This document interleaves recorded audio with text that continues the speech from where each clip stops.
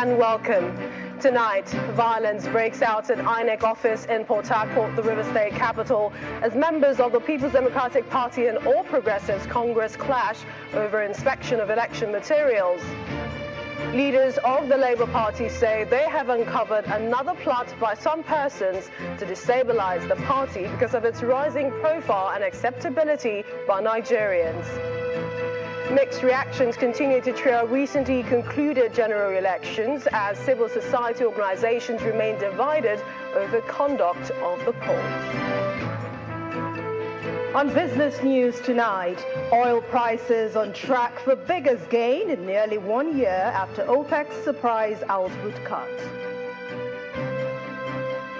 And on sports news tonight, FIFA strips Peru of the hosting right for the Under-17 Men's World Cup, owing to the inability of the host country to fulfill its commitment to completing the infrastructure required. From Abuja, the nation's capital, Kaduna State government imposes 24-hour curfew in some parts of Chikun local government area after an attack left 2 people dead. Police arrest 3 suspects in connection to the incident. And in international news from London, Russian investigators have detained a woman in the hunt for the killers of a pro-war blogger, Vladan Tartsky, who died in an explosion in a cafe in St. Petersburg. We begin in Port Harcourt, the River State capital, where the drama between the All Progressives Congress and the ruling People's Democratic Party in the state over inspection of election materials continue today. Events took a violent turn as gunshots were heard at the INEC office and the APC governorship candidate alleging that he was prevented from getting to the INEC office to inspect the electoral materials used for the governorship election. Our correspondent Charles Oporum has more. It started as a carnival with plenty of music, dancing and waving of placards with different inscriptions by the protesting PDP members around the INEC office in Port Harcourt over election documents. While later, the governorship candidate of the All Progressives Congress, Mr. Tony Cole, sets out to INEC State Office to pick up certified true copies of election documents to prepare his case.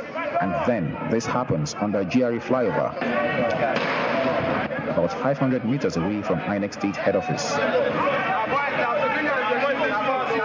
Mr. Cole is being prevented from proceeding further and physically assaulted by the suspected thugs.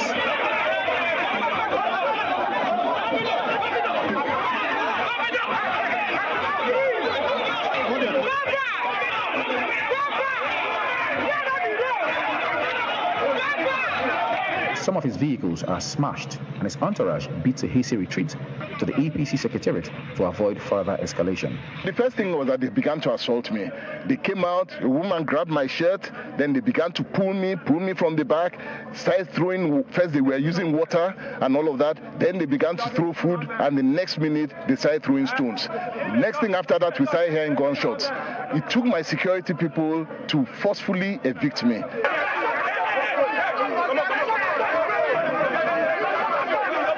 And not too long after this interview at the APC Secretariat, another chaos erupts as a group led by the Rivers State Deputy Speaker break through the security barricade heading straight to the APC building.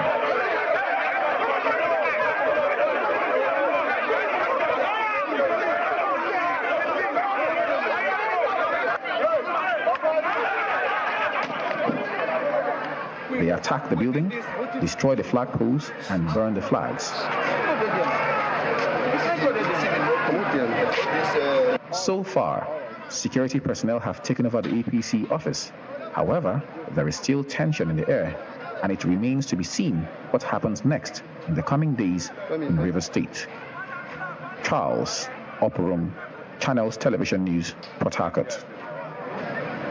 Earlier in the day, members of the People's Democratic Party in River State had staged a protest near the INEC office in Port Harcourt to demand a joint inspection of election materials with other political parties. The protesters, who were led by the Deputy Speaker of the River State House of Assembly, Edison Ehie, and the Chairman of Ikoyi Local Government Area, Samuel Wanosike, blocked both the water lines and GRA junctions of Aba Road, the 2 major access points to the INEC head office, to press home their demands. The past few days have been quite eventful in the River State political landscape, and things have taken a different turn as members of the People's Democratic Party staged a protest around the state head office of the Independent National Electoral Commission, INEC, to demand fairness in the handling of post-election cases by the Commission. Both the GRA and the Waterline Junction on Aba Road in Port Harcourt, the River State capital, are occupied by the young and the elderly as early as 7 a.m., causing an emergency traffic detour on the stretch of the expressway. Though the party won the governorship and all the state assembly elections, the deputy speaker of the assembly, who jointly leads the protest, says his party wants INEC to grant it a joint inspection of the materials used in conducting the March 18 elections. We have applied to INEC, to the court, for joint inspection of result sheets and electoral materials.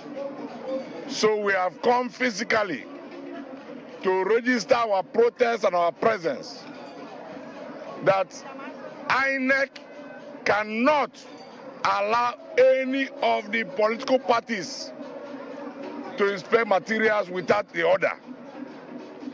We are saying, even us as PDP, don't allow us to inspect the electoral materials without the other political parties.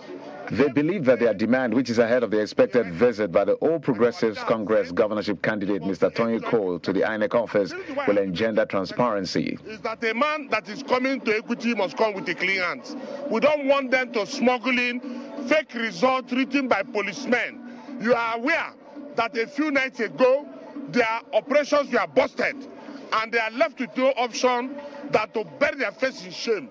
So they are coming through the back door to see how they can smuggle in those results in the name of inspection. Inspection must be done jointly. We are here standing as the women of River State to say that whatever they do, they should involve our people. They shouldn't do something in absence of PDP. Let the INEC know it well that this is the River State. The River State is PDP, and we cannot be here. Anybody will come and rob our mandate. We won't take it from them. So they should do the right thing. So PDP, there will be peace in this state, and we believe there's always peace in River State. So we must keep to that peace.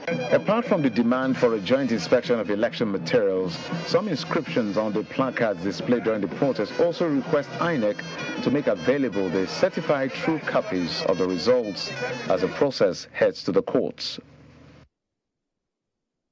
Staying with political parties, this time the national chairman of the Labour Party says the party has uncovered another plot by some persons to destabilise the party, which may not be unrelated to its rising profile and acceptability by Nigerians. Mr. Abure was speaking at the National Secretariat of the party in Abuja, where he welcomed a delegation of ward chairmen from Edo State on a solidarity visit.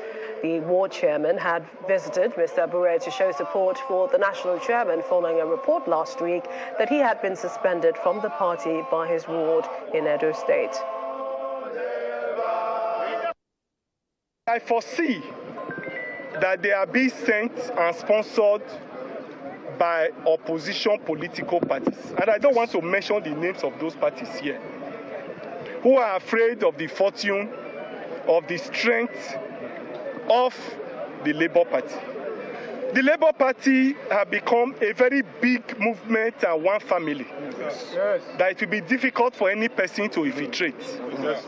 And I want to use this as an opportunity to tell them that they should have thought of a more decent way of doing it. But for this one, it's dead on arrival. And I can assure you of that. Like you have seen, my ward chairman is here. The ward register is here. None of those names is in the ward register. Those names are not even ASAN names. They are unknown to us. So I want to appreciate all of them. And I want to assure you that this is just the beginning. Yes. The party has come to stay. Yes, we'll continue to work for the party. We'll continue to move on. We are challenging the outcome of the presidential election and indeed all other elections. Yes, sir. Not even this distraction will distract us from pursuing it. It's a mandate that has been freely given to our people, to our party, and we shall not rest in our oars till we defend that mandate. If that is the reason why they are planning all of this, they should think of a better way. And in Kaduna State, the leadership of the People's Democratic Party says they will employ every legal means to ensure that its governorship candidate, Issa Ashiru, gets justice in the governorship election. The state PDP chairman and the governorship candidate made the vow after a meeting with the party's state and National Assembly members-elect to review the outcome of the election. It is the first meeting between the PDP governorship candidate Issa Ashiru and the newly elected state and National Assembly members in Kaduna State since the party lost the March 18 governorship election. The meeting is convened by the state PDP leadership led by its chairman Hassan Hiat to collectively review the outcome of the election regarding the governorship election won by the APC candidate Senator Uba Sani. According to the PDP chairman and the governorship candidate, the victory of the APC is temporal, as nothing will stop the party from approaching the tribunal. We are still working on it and will definitely be on 10, so we don't have anything to worry. But I can assure you that yes, we are going to retrieve our mandate from the people that stole it in the broad daylight. We all have the documents at hand. We have worked tirelessly in the last 2 weeks to make sure that we fish out all the gray areas.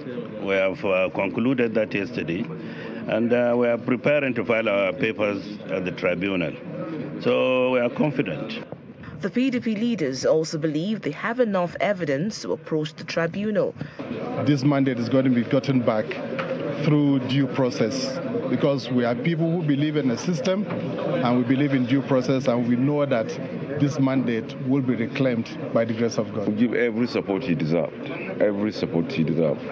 to win back this election. The Kaduna State PDP says it has resolved to challenge the result of the March 18 governorship election that was won by the APC in court, and will in a few days' time file its petition to the Governorship Election Petition Tribunal with the hope that it will get respite at the Temple of Justice. Well, still on the 2023 general elections, mixed reactions continue to trail the exercise even as Nigerians await the inauguration of a new administration on the 29th of May 2023. Representatives of the civil society groups and the New Nigeria People's Party were at the headquarters of INEC in the nation's capital to express their satisfaction with the polls, which they believe was free and fair. The story is, however, different for the Vote Must Count International Initiative, who faulted the conduct of the election, insisting that INEC failed to live up to the expectations of Nigerians.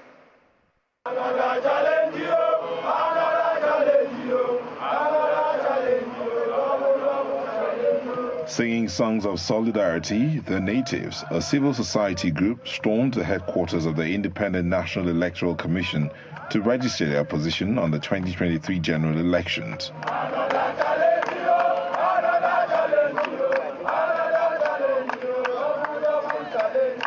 The group blames politicians who are inciting Nigerians as they insist that the presidential election has been won and lost.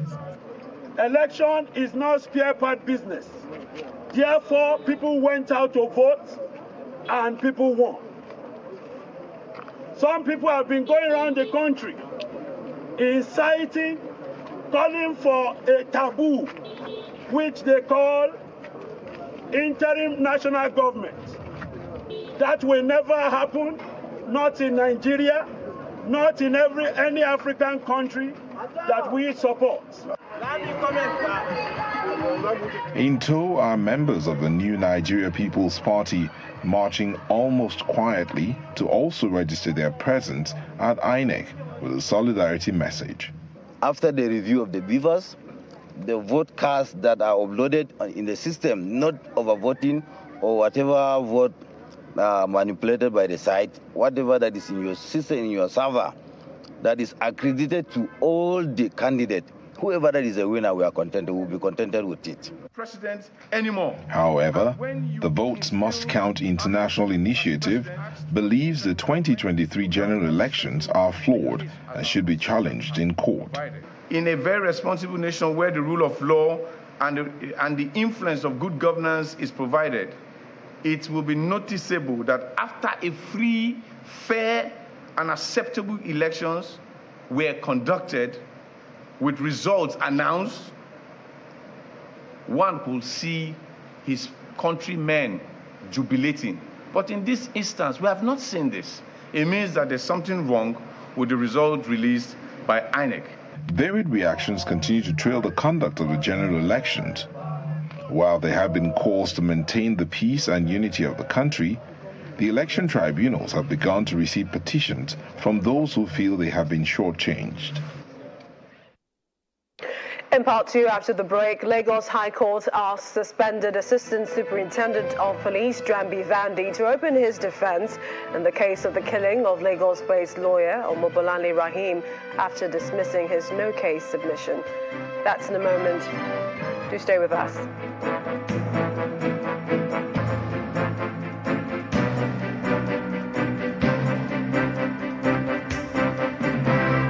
Welcome back. If you just joined us, you're watching the news at 10 live on Channels Television. Here's a reminder of our top stories.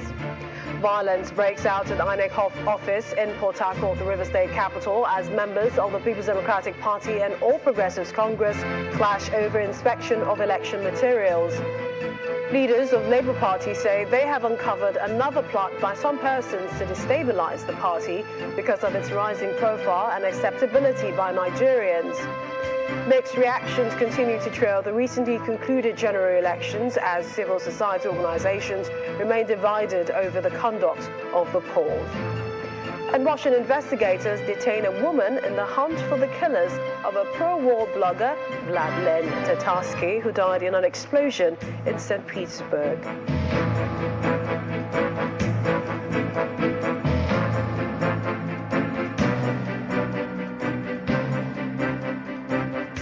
In continuation of our series on the task ahead for incoming governors, today we look at the Northwest region, which is grappling with a host of issues like insecurity, child malnutrition, and a high rate of out-of-school children.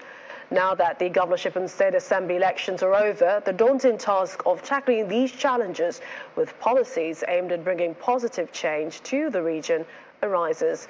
Our correspondent Sadiq Ilyasu found in this report from the Northwest region.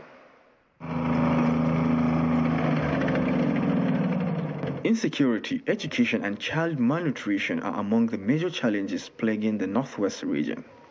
Over 2.5 million people, including 1.8 million internally displaced persons and refugees, have been affected by insecurity.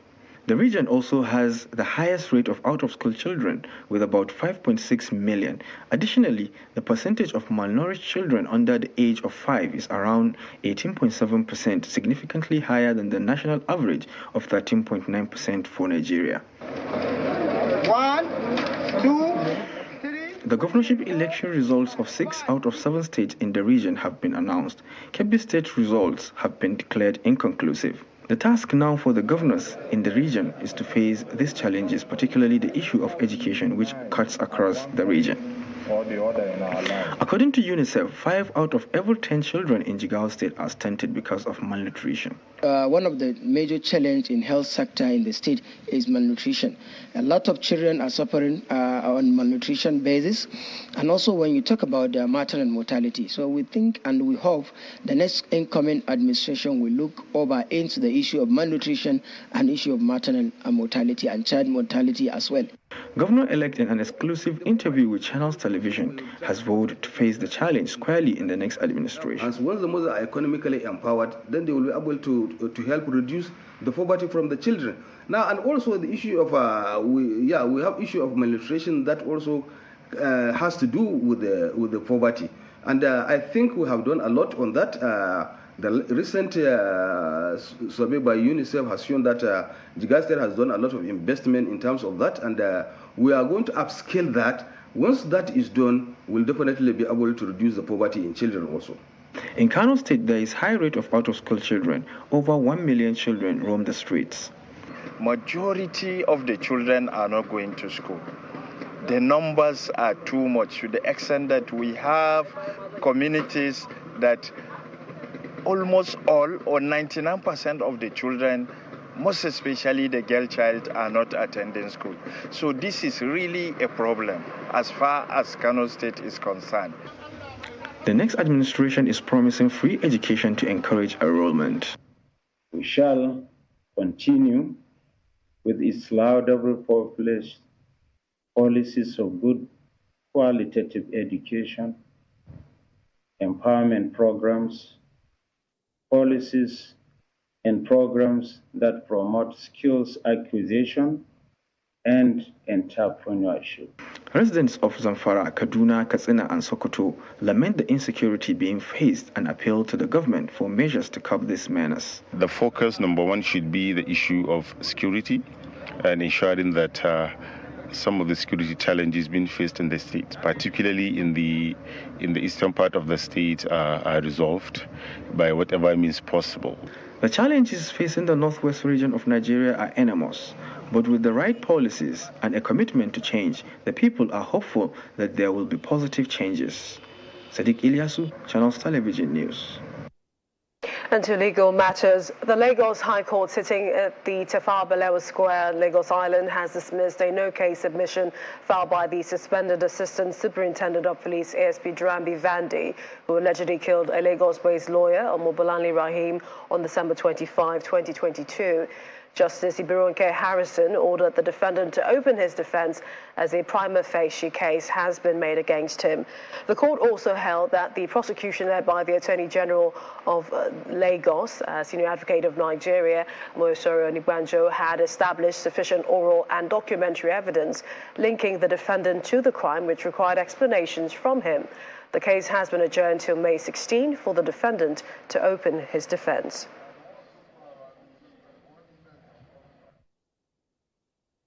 Well, still staying with the courts, Nigeria singer Habib Okikiola, better known as Portable, has been released from the Ilaro Correctional Center, where he was earlier remanded pending the perfection of his bail conditions.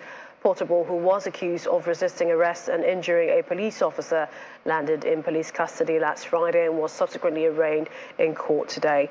Delivering his ruling on his bail application on a 5-count charge of assault, the presiding judge, Justice Aliyu Shineye, granted the Zazu Kruna bail to the tune of 300,000 naira, with two surety who must reside within the jurisdiction of the court. And for alleged stealing, he was admitted to bail to the tune of 500,000 naira with two surety. The court, however, adjourned till the 26th of April for commencement of trial. We're off to Abuja for more stories. Gloria Muzike is standing by. Good to see you, Gloria. Same here. Thank you, Millicent. Here in Abuja, we begin in Kaduna State, where security operatives have arrested 3 suspects in connection with the killing of 2 people at Sabongiri, Nasarawa, in Chikun local government area. The State Commissioner for Internal Security and Home Affairs, Mr. Samuel Aruwan, who disclosed this in a statement, says the 2 victims were killed in a violence that erupted during social activities in the area. 6 persons were also injured during the violence. Mr. Aruwan says the state government has imposed a 24-hour curfew on Chikun local government and banned some social activities in the area, including Kidang Bichi, Kidangela, also known as Drama House, and hunting expeditions. According to him, the decision was taken after a thorough appraisal of the security situation by the military, the police, and the Department of State Services, as well as an emergency meeting with traditional and religious leaders of the area at the 312 Artillery Regiment, Kaduna. Still on security matters, the Inspector General of Police, Usman Baba, says he is committed to an improved working relationship between the police and the Police Service Commission. The IGP was speaking when he visited the chairman of the Police Service Commission, Mr. Solomon Arasi, in Abuja. According to him, the visit will enhance the relationship between the police and the PSC in order to ensure a positive impact on the security situation of the country. Your responsibility, or the Commission's responsibility, in repositioning the Nigeria Police Force in terms of promotion, discipline, and appointment are key issues that are being carried out in this place day to day. We want to assure you that you are welcome on board. We will cooperate with you. We will also ensure that we make your job easy by trying to adhere to all that is required of us in terms of the commission under your leadership to function effectively. We want to also urge you to look at other issues that will bring the police to better service delivery, beside the promotion, recruitment, or appointment, and the discipline. There are many other things that we can leverage on, from the commission to reposition this force for better service delivery for members of the public. Well, still ahead on the news at 10, oil prices on track for biggest gain in nearly a year after OPEC's surprise output cut. Well, that's in business news. Do join us again.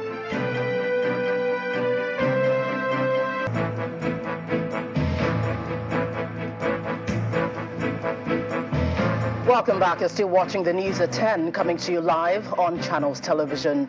The Chief of Army Staff, Lieutenant General Farouk Yahaya, says the Nigerian Army is determined to clear all hideouts of Boko Haram insurgents in the northeast.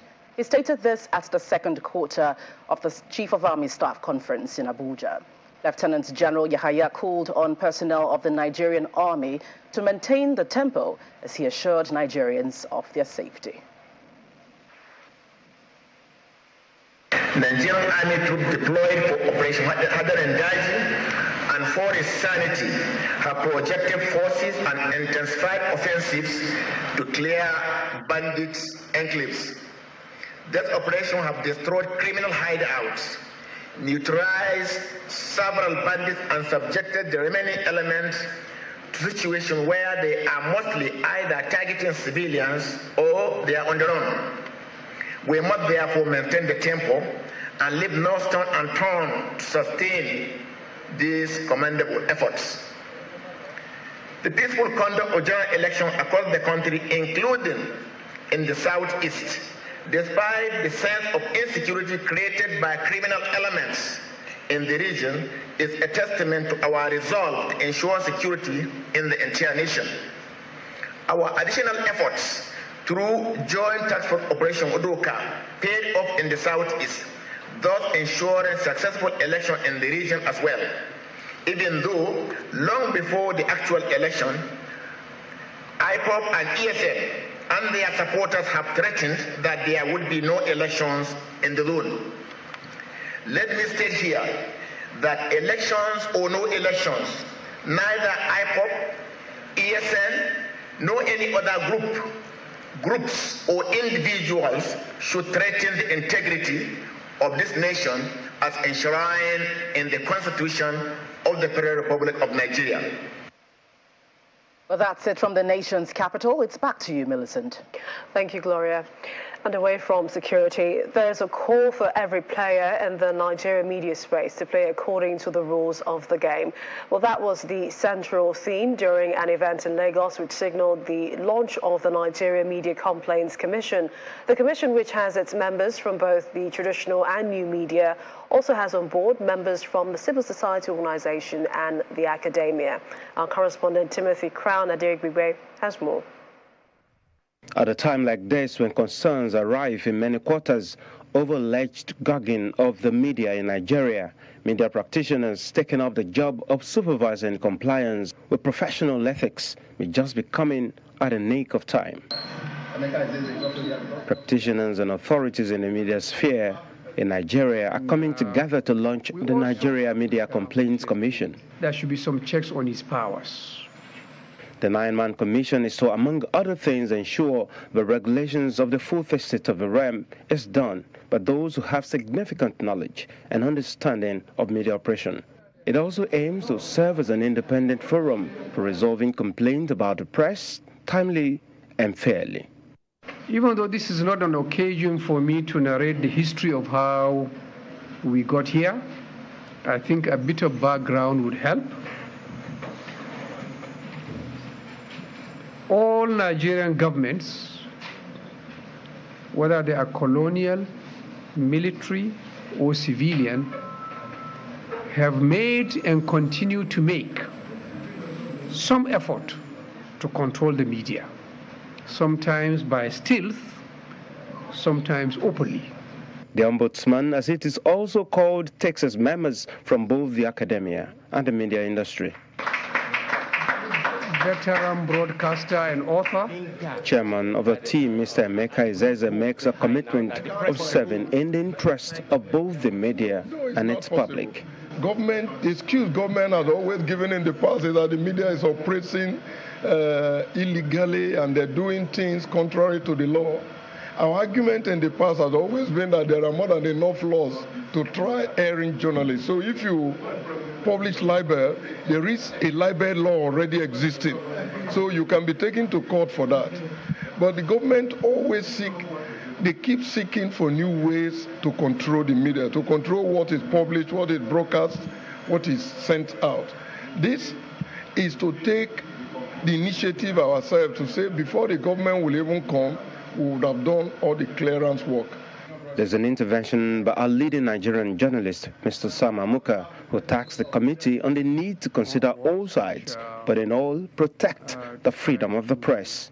All we have done in our life is that nobody in power will control the media. So what we are doing here today is the benefits that we have inherited. As members of the committee set to work, it's also soliciting the support of civil society organizations and other stakeholders in the media space. Timothy Crown at DBB, Channels Television News. Time now for business news. Here's Anne Waldo.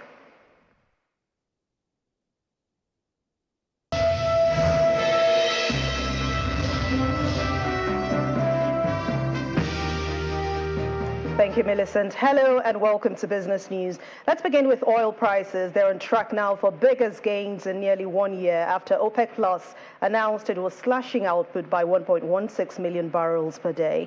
Following the news, Brent crude futures jumped about 6% to $84.66 a barrel, and U.S. West Texas Intermediate crude futures saw 6.16% to $80.34 a barrel.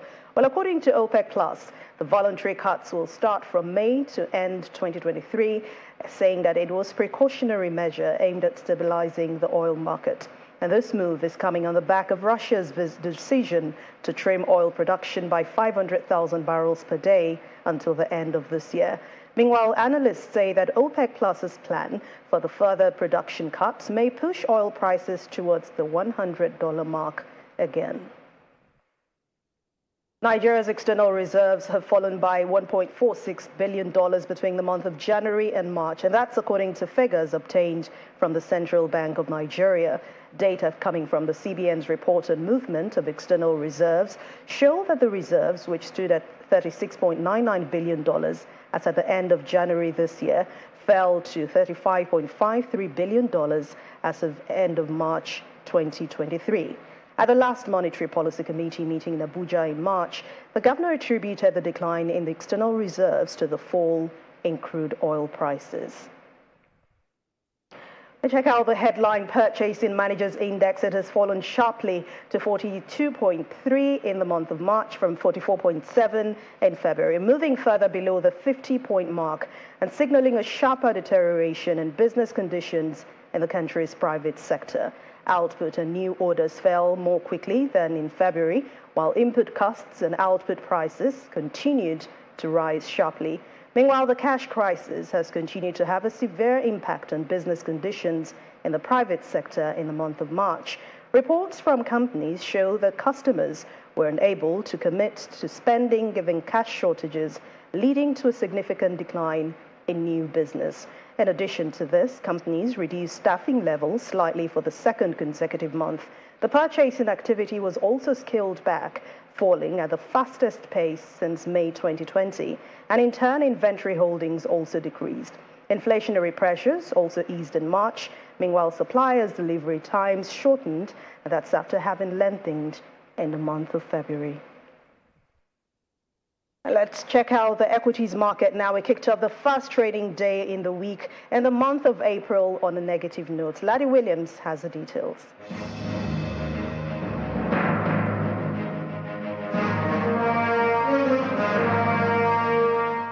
Hello and welcome to the Stock Market Report. Well, the first trading day for the month and the first trading day for the second quarter of 2023 kicks off in negative territory. And marginal 0.08%, but better than what we saw at intraday. It was down over 1% at intraday, but we saw that reverse today. 54,190 points. You see the market cap still below 30 trillion, 29.520 trillion naira. Let's look at the activity chart now. We see it's mostly red, volume down compared to last Friday, 292 million units of stocks, valued at 2.38 billion naira. Well, we see deals in the green, more deals than we had last time, 4,408. Let's look at the sectoral performance. You see it's red across sectors we track. Oil and gas, they're down 0.32%. For the sector, we see oil and gas counted there down with Eternal PLC losing about 9.58%. For the banking counter, we see Zenith Bank, GTCO, and some other Tier 1 lenders, they're also down, taking that counter in the red. And we see the bear takes the first day today. Well, even though the second quarter is kicking off in the red, the first quarter did register about 5.8% profit to investors, defying election jitters and economic headwinds. Still looking out for what happens in the second quarter of 2023. And that's the Stock Market Report. I'm Laddie Williams. It's back to you. Nice, thank you for watching. I'm Anne Nwawadu. It's back to you, Millicent. Thank you, Anne. And the former governor of Abia State and chief whip of the Senate, Mr. Ojuzo Kalu, has announced the death of his wife, Mrs. Ifeoma Ada Kalu, who died in the United States of America at the age of 61. In a post on his verified social media page, the former governor described Mrs. Ifeoma Kalu as a woman of virtue who was committed to the service of God and humanity. Meanwhile, President Muhammadu Buhari has sympathized with the former governor over the death of his wife. The president, in a statement by his senior special assistant on media and publicity, Femi Adesina, while commiserating with Senator Kalu and Ifeoma's family, friends and associates, urges them to trust in God for comfort and care during the very difficult period of pain and deep reflection. And Russia has released the video of a suspect that is linked with the death of Vladimir Tatarsky in a cafe at St. Petersburg. In a video released by authorities, Daya Tepova is heard admitting she handed over a statuette that later blew up. The 26-year-old did not say she knew there would be an explosion, nor did she admit any further role. Saman Pusi has more on this and other international news and around the world in 5. Good evening and welcome to the channel's studios here in London with your international news around the world in 5. Russian investigators have detained a woman in the hunt for the killers of a pro-war blogger, Vladimir Tatarsky, who died in an explosion in St. Petersburg. Daria Trepova here answering questions on camera, including saying she had passed a statuette to the victim before the explosion. And here, CCTV released by authorities, allegedly showing Trepova entering the cafe before the blast, carrying the statue.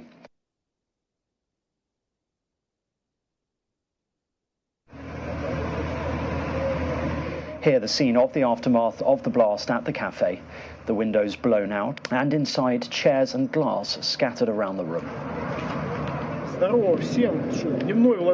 This was Vladimir Tatarsky speaking in September of last year at an event at the Kremlin. In it, the military blogger says, "We will beat everyone, we will kill everyone, we will rob everyone who needs to be robbed." Russian authorities have blamed Ukraine, but Kyiv has denied any involvement. It's been announced that Finland will become the 31st member of NATO on Tuesday. It was announced by the Western Military Alliance's Secretary-General Jens Stoltenberg. The application was prompted by the invasion of Ukraine by Russia, with which Finland shares a long border. This is a historic week. Turkey had delayed the application, complaining that Finland was supporting terrorists. Sweden applied to join NATO at the same time last May, but Turkey is blocking it over similar complaints. Any NATO expansion needs the support of all its members. We will raise the Finnish flag for the first time here at the NATO headquarters, making Finland safer and our alliance stronger. Meanwhile, the Finnish Conservative leader Petteri Orpo has won a very close three-way election race, defeating the Prime Minister Sanna Marin's centre-left party. We got the biggest mandate, said the leader of the National Coalition Party, after a dramatic night in which the result gradually swung away from Miss Marin's Social Democrats. Mr. Orpo secured 20.8%, while the Populists won a record 20.1%, and Miss Marin increased her party's seats and secured 19.9% of the vote. Hi. Sanna Marin became the world's youngest leader when she burst onto the political scene in 2019. She continues to enjoy high poll ratings and has been widely praised for steering Finland towards entry into NATO and navigating her country through the COVID-19 pandemic. The former Kosovo President Hashim Thaki has pleaded not guilty to 10 charges of war crimes and crimes against humanity as his trial opened at a special court in The Hague.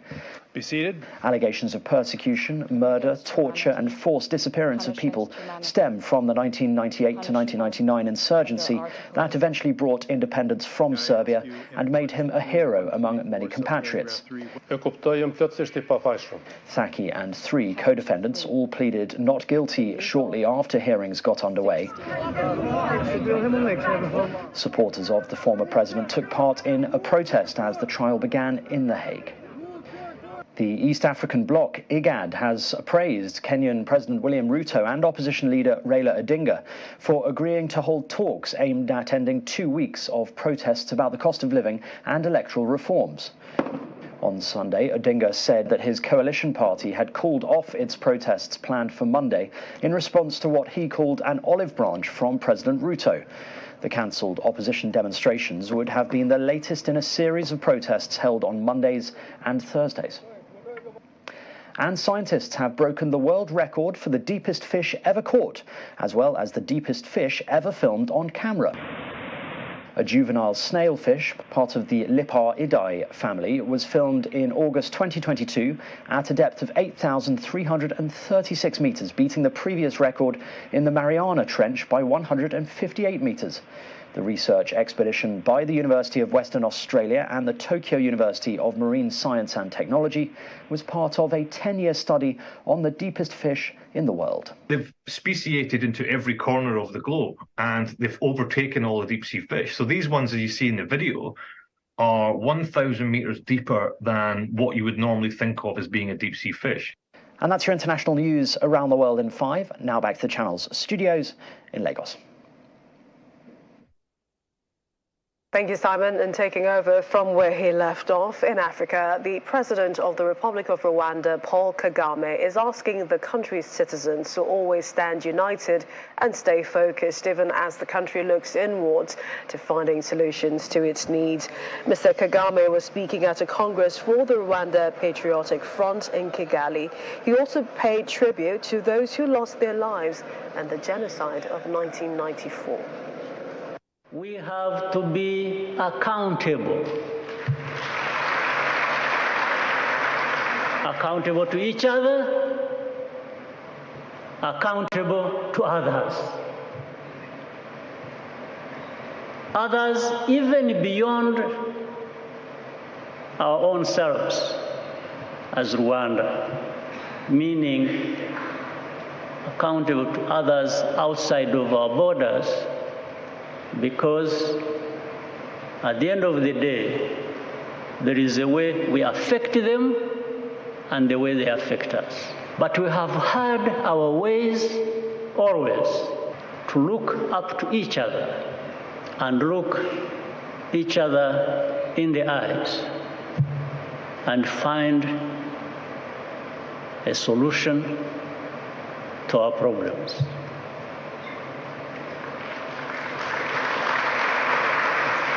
We have had that. We have had our moment. In some cases, we have succeeded. In others, we have not been so successful. But I think we have succeeded more than we have failed. President of Rwanda, Paul Kagame. It's now time for sports news. Here's Victor Mathias.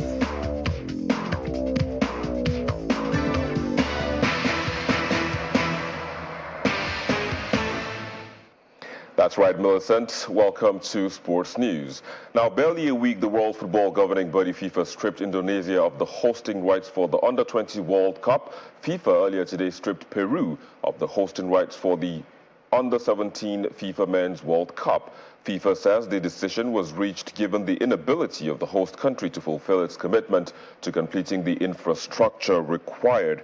The governing body assures that the 24-team competition will still be staged on the planned dates. That's November the 10th to December the 2nd, and it will now designate a new host in due course. The biennial competition was due to be held in Peru in 2021, but was cancelled because of the COVID pandemic. Chelsea interim coach Bruno Saltor says the players are sad after the Premier League club sacked manager Graham Potter, but as professionals, they must keep the process going as they prepare to face Jurgen Klopp's Liverpool. 42-year-old Bruno says the match against fellow strugglers Liverpool on Tuesday night would be an opportunity for the Chelsea players to show their quality. Probably means that I'm here right now, just trying to keep the process going, and we just try to collaborate the best that we can. And I think Graham, he did an amazing job. Football is a really complex business, and we have to keep going. I couldn't see the players yet. We've got an afternoon session planned, and I'm going to see them now. We're going to speak to them, and responsibles is at the end of the day is all of us. We are responsibles, and we have to keep it positive, try to focus on tomorrow's game. Meanwhile, Jurgen Klopp says he is not afraid of the axe after a spate of Premier League casualties, but admits struggling Liverpool must deliver as he prepares his team to face managerless Chelsea. Liverpool, who fell agonizingly short of winning an unprecedented quadruple last season, are 8 points off the top 4 after Saturday's painful 4-1 loss at defending champions Manchester City. And that's a wrap on sports. I'm Victor Mathias. Thank you for watching. It's back to Millicent with the wrap of the news at 10. Thank you, Victor. And the main news again. Violence broke out today at the INEC office in Port Harcourt, the River State capital, as members of the People's Democratic Party clashed with those of the All Progressives Congress over the inspection of election materials. Also today, leaders of the Labour Party claim to have uncovered another plot by some persons to destabilise it because of its rising profile and acceptability by Nigerians. We also told you that Russian investigators have detained a woman in the hunt for the killers of a pro-war blogger, Vladimir Tatarsky, who died in an explosion at St. Petersburg.